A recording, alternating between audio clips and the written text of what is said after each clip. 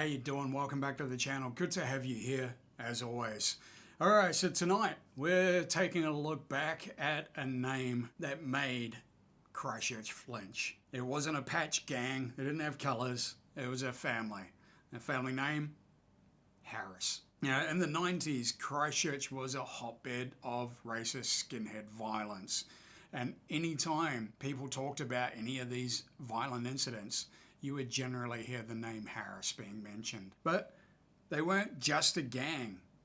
They were a family. For a long time, almost a decade and a half, they were Christchurch's most feared crime family. So in the 90s, Christchurch was actually a hotbed for club and gang activity. There were a lot of clubs growing, like Highway 61s, Devil's Henchmen, Epitaph Riders, Templeton Riders. There were many clubs in Christchurch. But then skinhead crews and gangs actually started appearing in the 90s. And one of the first and the biggest was the Harrises. The Harrises started their crew in the 90s, and it started off as the family. So at the center of the family was Rusty Harris, the father. Now, he was no stranger to crime himself. In fact, when he was 18 years old, he was jailed for a drive-by shooting. Rusty was fairly well known in Christchurch. He was a bit of a ladies' man, and it was reported that Rusty was involved in many different things. But his four oldest boys, Daryl, Ricky, Paul, and Russell, they were the main Harris brothers. They were the ones who formed the skinhead crews and really made the Harris name what it was. So you had Daryl, who was kind of the leader of the entire family. Apparently he was well trained in martial arts and he was prone to violence. He had no problem with acting out whatsoever. Then you had Ricky, who was apparently a bit of an unpredictable dude. And then there were the other two brothers, Paul and Russell, who I believe weren't major figures in the whole scene. Daryl was kind of leading the charge. He was the one who was, lighting the white power fires under everyone. So you have this family, who are set off on this path of violence and destruction. These brothers who are trying to earn a reputation, and they did it through fear. Now, one of the most well-known threats was the Harris boot ride. Yes, that was where they would throw someone in the boot of a car, take them out to McLeans Island, and deliver a beating. Yeah. So that was one of their fear tactics, going for a boot ride. That was well known in Christchurch. Everyone used to say it like it was a kind of a myth from the boogeyman. Oh, careful, you'll end up going on a boot ride. So when I was 15, I actually encountered Daryl. My brother and I and a couple of friends and their girlfriends were in town one night out by the police kiosk, and we were just hanging out. My brother was wearing an army trench coat, which he wore back in the day. Now, Daryl and a few of his brothers, I'm sure, I can't verify who these other guys were, but I knew it was Daryl. He approached us and he started talking to my brother quite confrontationally. He was asking him about his army coat, and he's like, "Why are you wearing it?" Now, my brother is a pacifist. He hadn't had a fight in his life, and I'm sure he never has.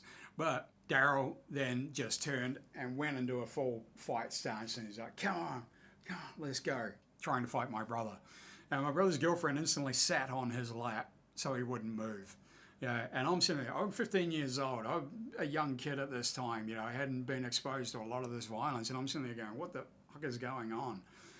Now, eventually they walked off. They thought, well, okay, we're not going to get a fight here. As they walked across the square, they encountered another guy walking past, and he was a Maori guy. And they started talking to him, and within seconds, Daryl went into a stance and head kicked this guy. He was out. This guy was out, but they then proceeded to stomp this dude. They started jumping up and down on him. We started screaming at them to stop, and one of them turned and said, "Fuck, come on." This poor guy, he got up soon after and walked over, and his face was covered in blood. And we sat with him until an ambulance came. That was my first experience with the violence that the Harris brothers would inflict on people. And this was common. This was a common thing. They would go into town looking to start fights with anyone, everyone. They just wanted to fight. They didn't care who. You could be white, you could be black, brown, yellow, whatever. They didn't care. They just wanted to fight. But they used the guise of the white power skinheads to really push that violence even further. And there were many more incidents of this violence throughout the years. Everyone knew of it. You know, like I said earlier, anytime you heard about incidents of skinhead violence in Christchurch, it was generally the Harrises that were behind a lot of it. You know, for the longest time, they would walk along Colombo Street in town just looking for fights. You know, and if it wasn't the Harris brothers, it was usually their associates, which had become huge, especially in the later part of the 90s. And then later on, as things got out of hand, there was another incident of violence that I was aware of that was actually perpetrated on a friend of mine. Now, my friend owned a tattoo studio in town, and he was a prospect of the Devil's Henchman at the time. And one of his artists had a girlfriend who was tied in with the Harrises. Now, she was coming into the studio and washing her syringes out in the sink. And of course, my mate didn't take too kindly to that. And he told his club brothers. Now, they contacted the Harrises. I believe at the time they were civil. They weren't fighting, but they weren't friends either. But this kind of changed things. The club contacted the Harrises and said, keep your fucking junkies out of that studio. The next day, several members of the Harrises walked into the studio and beat the fuck out of my mate. They gave him such a beating, he ended up being put in hospital for a few days. When he got out, he went back to work, and the day that he went back to work, the police raided his studio because they'd been tipped off that he had a firearm, which of course he did, you know, because he didn't want that happening again. You know, he'd just gotten stomped in his own studio for trying to protect it. Unfortunately, my mate did jail for a few months, and I ended up taking over his studio during that time. And it was tense, because there was always that fear of, yeah, the Harrises may walk in here and just bash me, and I'm not part of all this. So not long after that, the Harrises really stepped things up, and they became the first chapter of Road Nights MC in Christchurch. Now, they had aspirations to become bigger, huger, in whatever way they could. They actually had to sit down with the Hells Angels early on to see if they could actually become a chapter of the Hells Angels. Instead, they became Road Nights.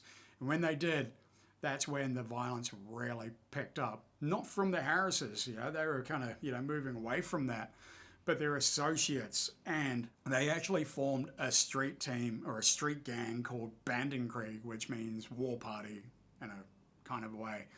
Now, these were just teens. They were kids. They were street kids for the most part who were caught up in this whole, you know, white power skinhead movement. And they would do the dirty work for Road Nights and the Harrises. And they were responsible for a lot of violent attacks, you know, including an incident where several of them walked into the doghouse, walked up to an Asian student who was eating chips, and they grabbed a handful of chips, chewed them up, grabbed his shirt, and spat them down the front of his shirt, and then assaulted him. There were incidents like that all the time happening. But then the escalation really took off at a different level. Because as I said, Christchurch was a hotbed for all these clubs and gangs. You know, we had Mungramore, Black Power as well. And they're all at war. And so when the Harrises became the Road Nights, that's when the wars started getting really out of hand. In fact, there was a drive-by shooting in the middle of the day on Lincoln Road, where members of the Road Nights actually fired at a car that was driven by members of the Aotearoa Riders.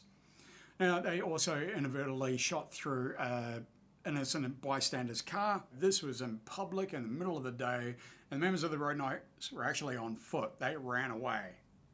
It was crazy. And then there was incidents of fire bombings. Yeah, there was several fire bombings perpetrated by one of their associates, Neil Swain, who also plotted to blow up the Sydney police station along with many other police stations. There were also many high-profile incidents from their associates like Carl Rollander, who died in a shootout with police.